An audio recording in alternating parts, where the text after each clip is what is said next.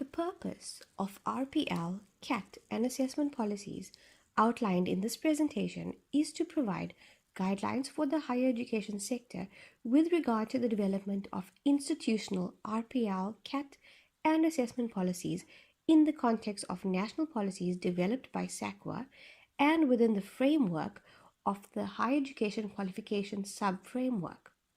To highlight and summarize the importance of these policies, one might ask, why RPL? RPL provides opportunities for personal development, workplace, and/or career progression. Alternatively, RPL may be used to grant access to a qualification program or advanced standing and exemption from modules or courses constitutive of a particular qualification.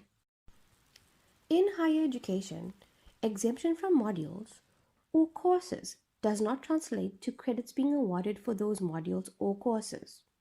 No credits should therefore be awarded for the modules or courses that a student is exempted from doing on the basis of RPL. Full qualifications on the higher education qualification sub-framework cannot be awarded solely on the basis of RPL. Similarly, exemption based on RPL should be limited to not more than 50% of the modules or courses of that qualification program in question. This means that no student should be exempted from more than 50% of the modules or courses required for any particular higher education qualification, and not more than 10% of the cohort of students in higher education program should be admitted through the RPL.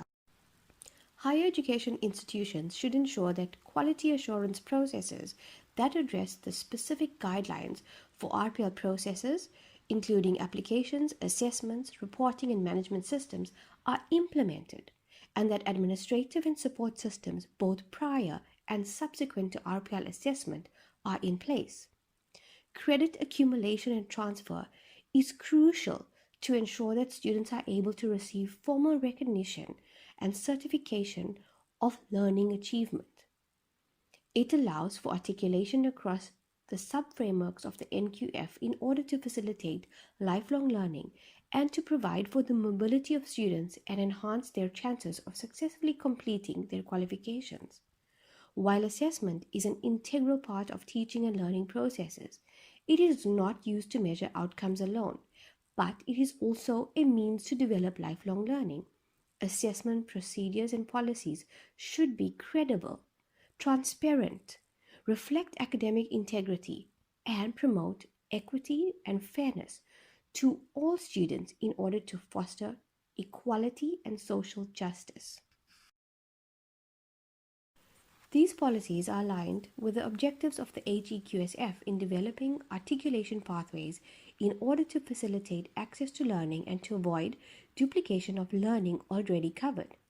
These objectives are echoed in DHET's White Paper for Post-School Education and Training, a program for transformation policy that states that higher education institutions make every effort to avoid unfair and irrational barriers to acceptance and credit transfer and are committed to providing equitable and flexible opportunities for students to enter and succeed in higher education.